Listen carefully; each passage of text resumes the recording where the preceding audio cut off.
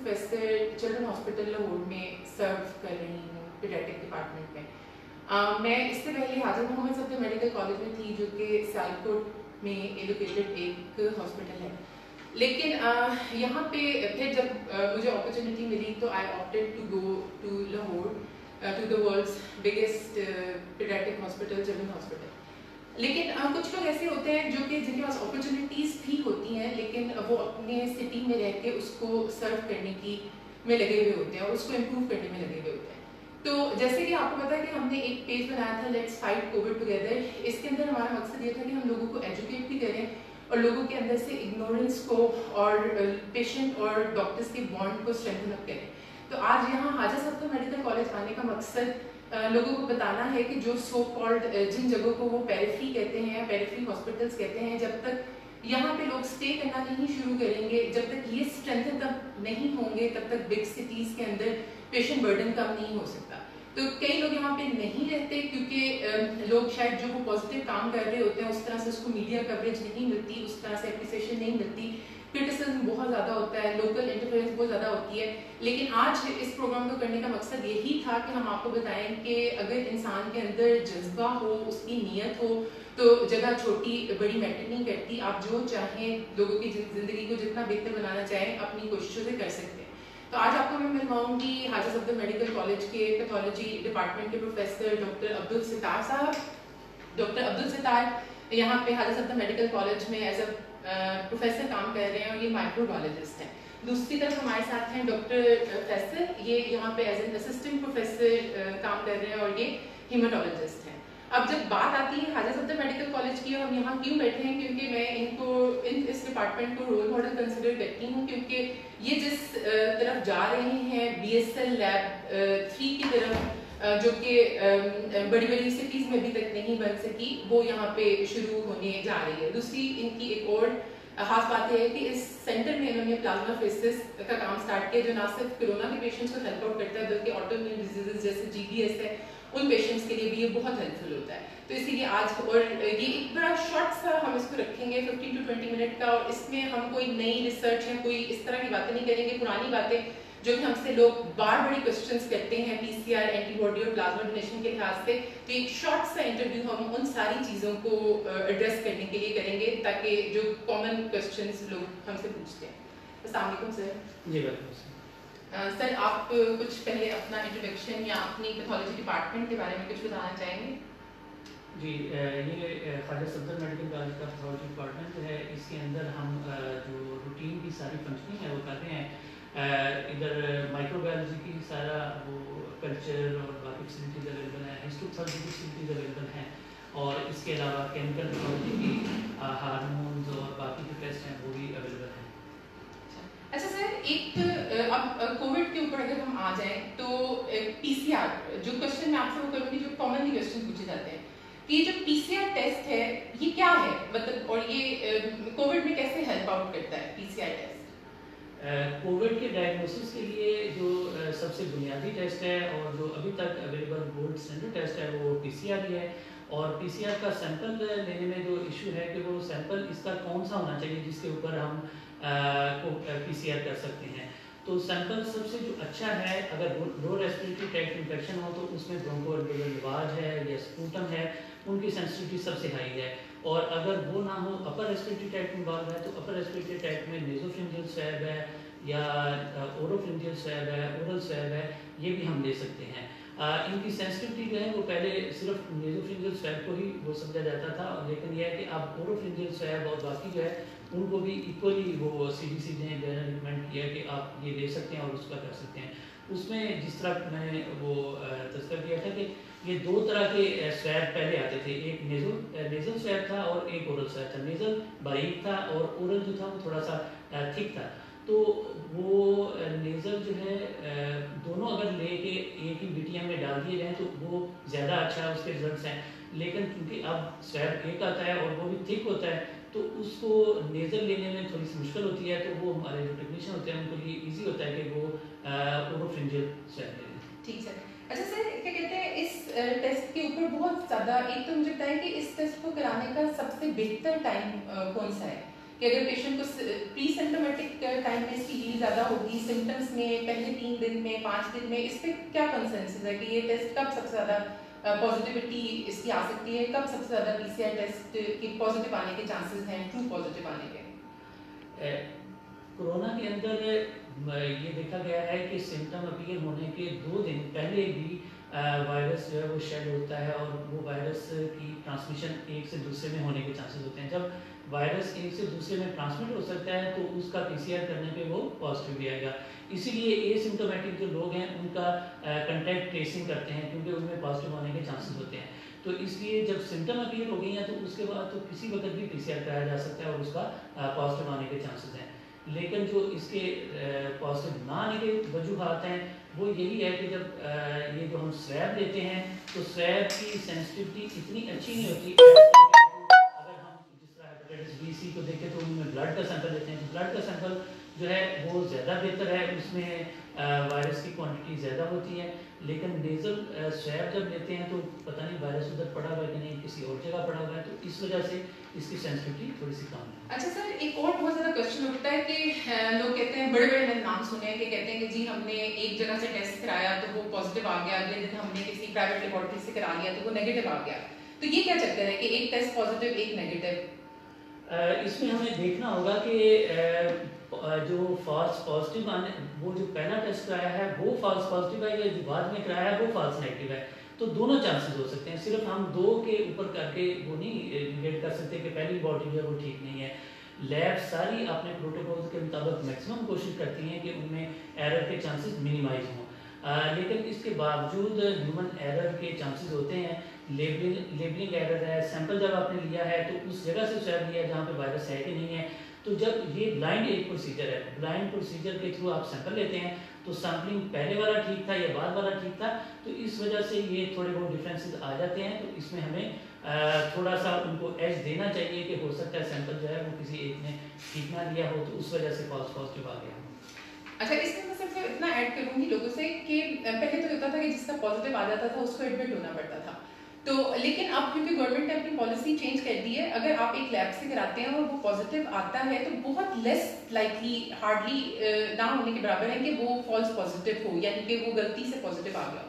इसलिए मैं हमेशा पेशेंट से रिक्वेस्ट करती हूँ कि अगर आपका एक टेस्ट पॉजिटिव आ जाता है तो उसके ऊपर रिलाई करें। आपको कहीं ज़रूरत नहीं है कि आप हॉस्पिटलाइज हों, लेकिन आप अपने आप को अगर प्लीज़ आइसोलेट कर लें। अगर आप सिम्टोमेटिक हैं स्पेसिफिकली, अगर आपको फीवर है, कफ है और ये टेस्ट पॉजिटिव आ रहा है तो प्लीज़ आप उस पर रिलाई करें, अपने आप को सिर्फ और सिर्फ आइसोलेट कर लें। इसमें सिर्फ और सिर्फ आपके घर वालों का, फैमिली का फायदा होगा, आपको जाने की कहीं ज़रूरत नहीं है। इसको आप पॉजिटिव कंसिडर कर लें तो वो बेहतर गिना जाएगा।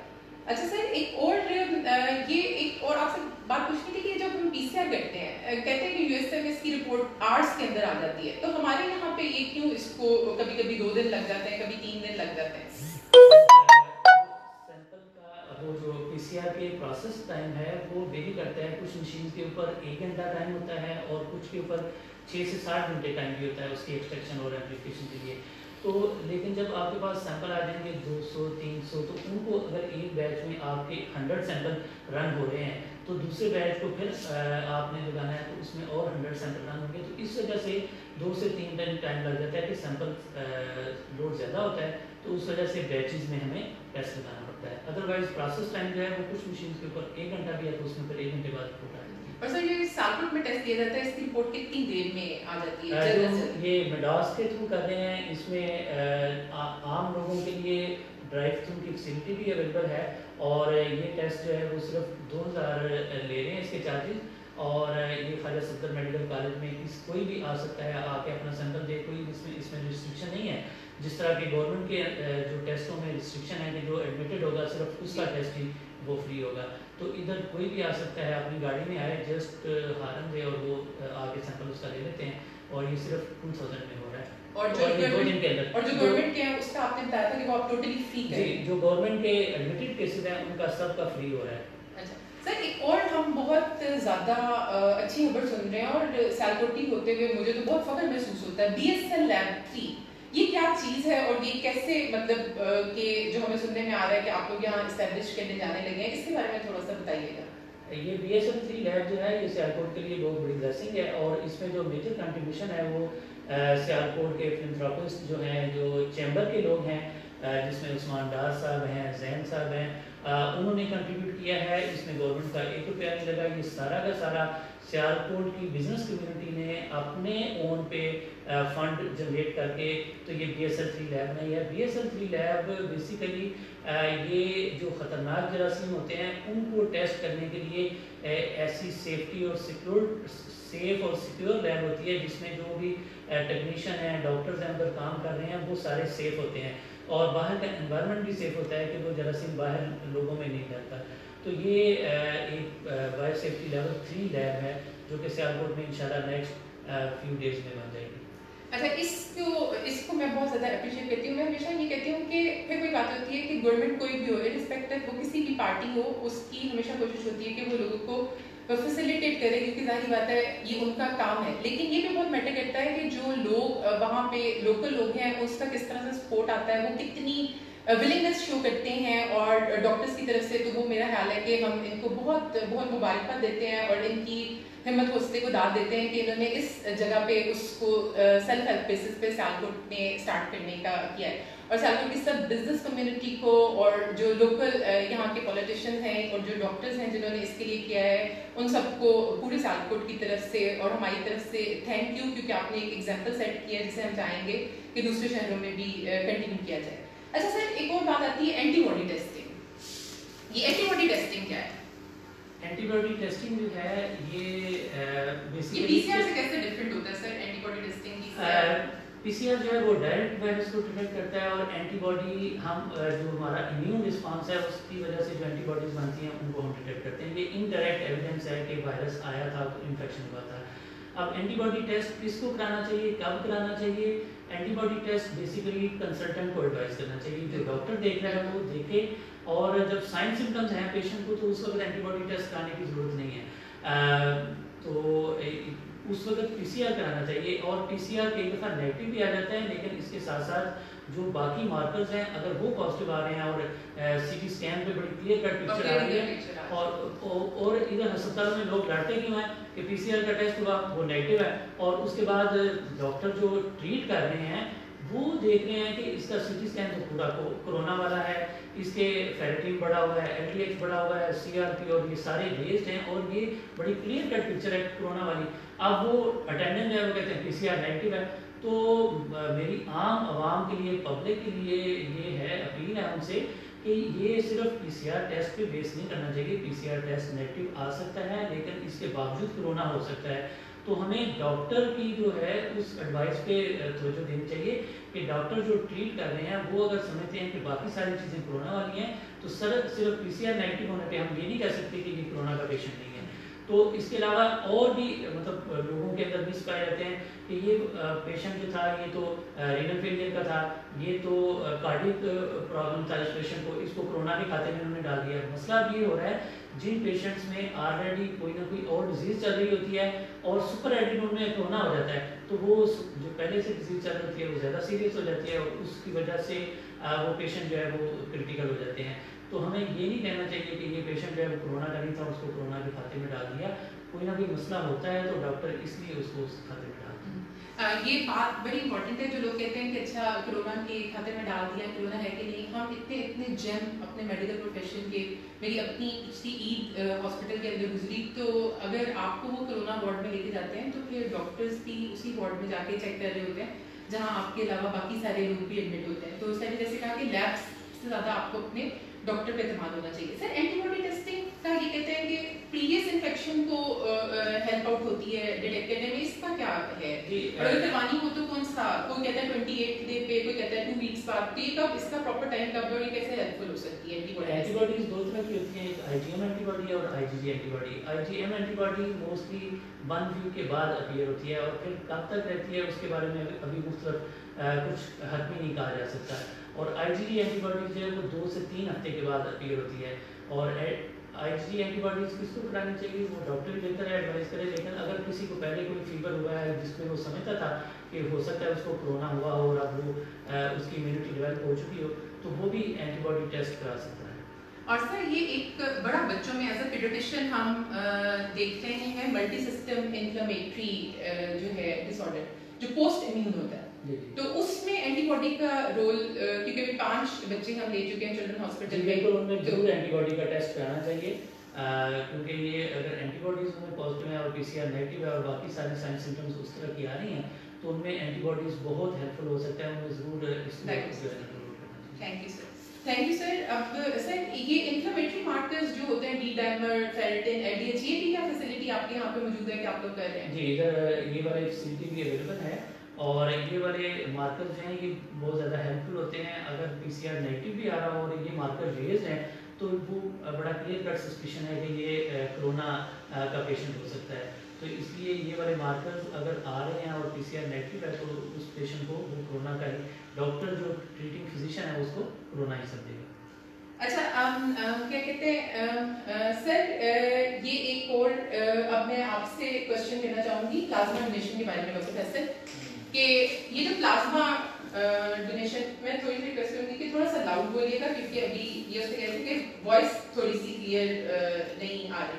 सर ये प्लाज्मा डोनेशन और जो प्लाज्मा फेसेस आपने यहाँ पे स्टार्ट की हुई है कि आपके पास यहाँ पे एक फैसिलिटी है, तो ये प्लाज्मा के बारे में बहुत होता है कि किसको लगाना चाहिए प्लाज्मा, किसको इसको प्लाज्मा लगने से किसको फायदा होगा इसका?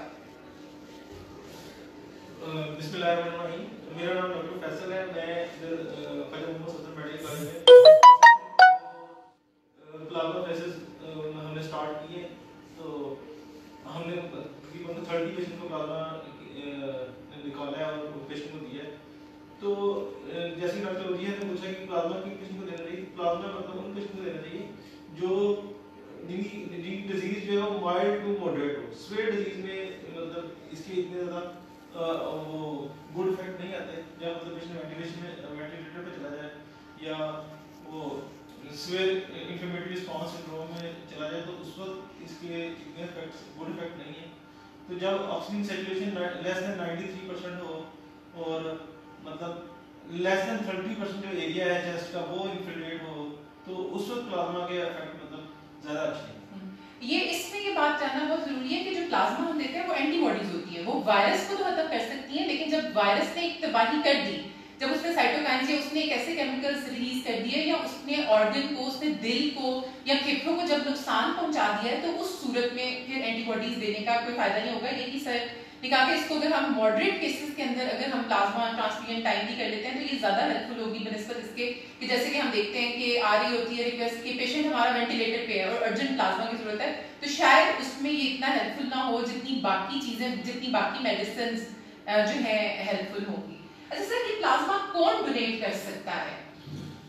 प्लाज्मा ऐसा कोरोना का पेशेंट डोनेट कर सकता है जिसको कोरोना हुआ था और वो उसको ठीक हुए 15 दिन गुजर गए, तो उसके लिए हमें डॉक्यूमेंट्री एविडेंस चाहिए होता है कि उसकी एक पहले पीसीआर की रिपोर्ट पॉजिटिव हो, उसके बाद मतलब उसके बाद 2 नेगेटिव रिपोर्ट्स हों, और उन 2 नेगेटिव रिपोर्ट्स के भी 15 दिन के बाद हम उसका मतलब प्लाज्मा ले सकते हैं, और हम उसका प्लाज्मा लेते हैं 400 to 600 ml, और उसके बाद फिर हम एंटीबॉडी टेस्ट भी करते हैं हम अपने पास, तो अगर एंटीबॉडी टेस्ट पॉजिटिव हो तो हमें ज़्यादा होता है कि आईजी पॉजिटिव है कि इसके अंदर एंटीबॉडीज हैं, तो ये वाला जो डोनर है जिसको सर कितना टाइटर मिनिमम एंटीबॉडी टाइटर कितना होता है कि वो प्लाज्मा के लिए एक्सेप्टेबल दिया जाता है डोनेशन के लिए? कि 1:80 तक अगर एंटीबॉडी का टाइटर आया तो उसको हम कहते हैं कि गुड टाइटर है और एक्सेप्टेबल।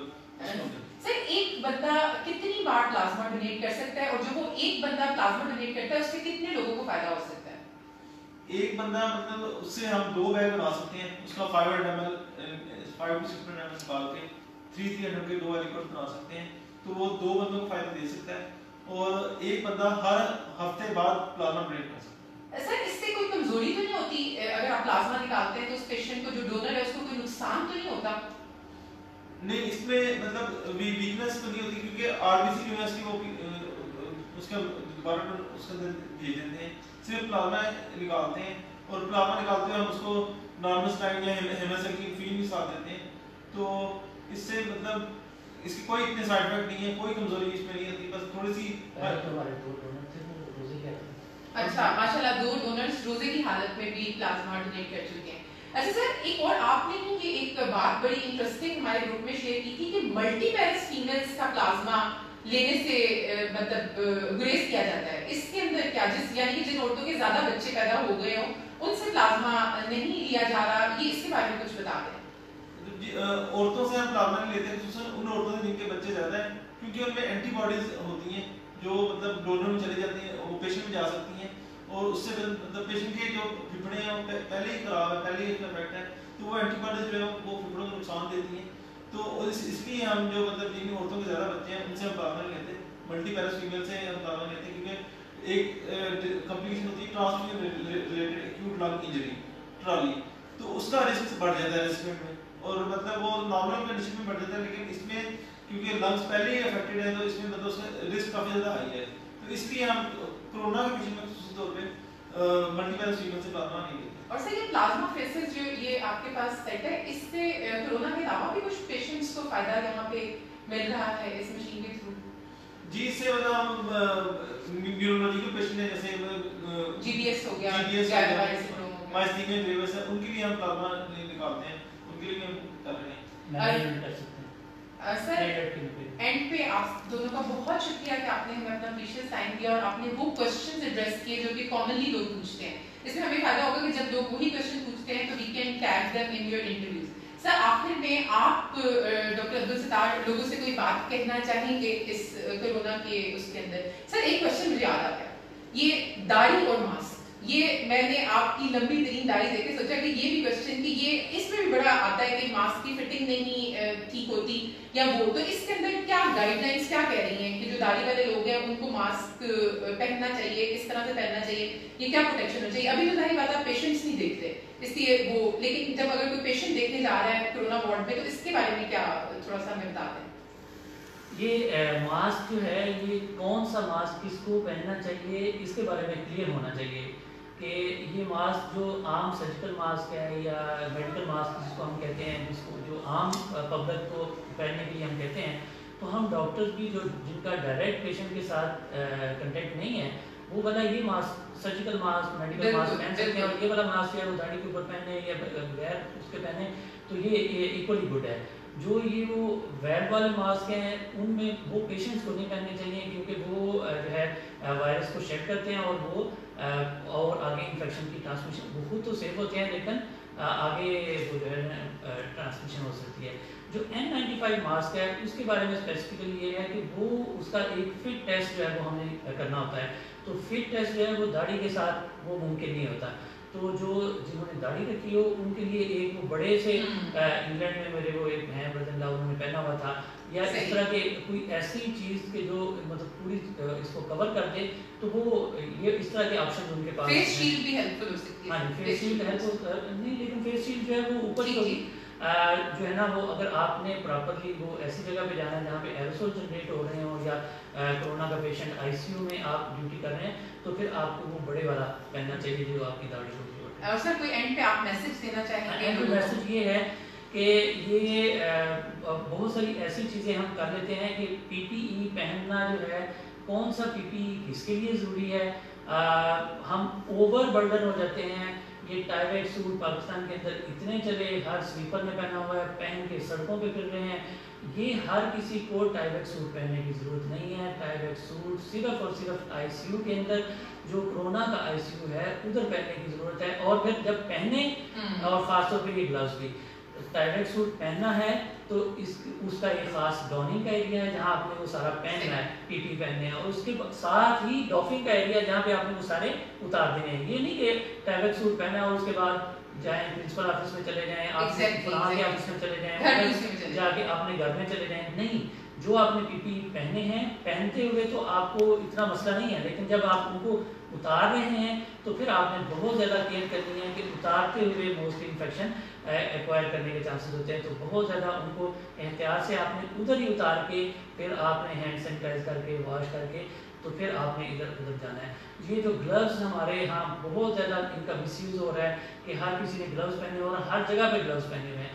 ग्लव्स कहाँ पे पहनने हैं और पहन के उसके बाद अगर कोई ऐसी चीज़ आप टच करने जा रहे हैं जहाँ पे वायरस है तो आप ग्लव्स पहन के पेशेंट को अटेंड करके फिर साथ ही उधर ग्लव्स उतार दें। उन ग्लव्स को लेके हर जगह घूमते फिरेंगे तो वो अगर कंटेमिनेटेड है, इन्फेक्टेड है, तो आप और जगहों पे जाके भी वो सारी चीज़ों को कंटेमिनेट करते रहेंगे। डॉक्टर बख्तावर क्या कहते हैं, ये सर ने बहुत ज़्यादा एक इम्पॉर्टेंट बात कही कि पीपी का मकसद पहनने का ये है कि वायरस आपके जिस्म पे ना लगे, उस पीपी पे आ जाए। तो जब आप किसी एक ऐसे पेशेंट को, स्पेशली कोविड पेशेंट को या कोई सस्पेक्ट को देखने जाते हैं, तो आप ये समझ लें कि वो वायरस आपके ऊपर नहीं लगा, पीपी एक आपकी प्रोटेक्शन थी जो अब कंटेमिनेट हो चुकी है। तो अगर आप उसको पहन के घर जाएंगे, बाहर जाएंगे, तो फिर आप सारी जगहों पे वो वायरस ले जाएंगे। तो इसका एक प्रॉपर, जहां पे आपने उसको पहना है आप उसको वहीं डिस्पोज ऑफ करें।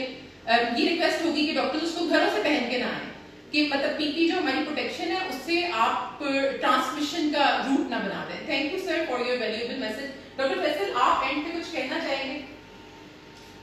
एंड पे मैं ये कहना चाहूंगा कि प्लाज्माफेरेसिस एक अच्छी ऑप्शन है, और प्लाज्मा मतलब, लेकिन इसका मिसयूज भी मतलब देखने में आया, लोगों ने इसके लिए काफी ज्यादा पैसे लिए।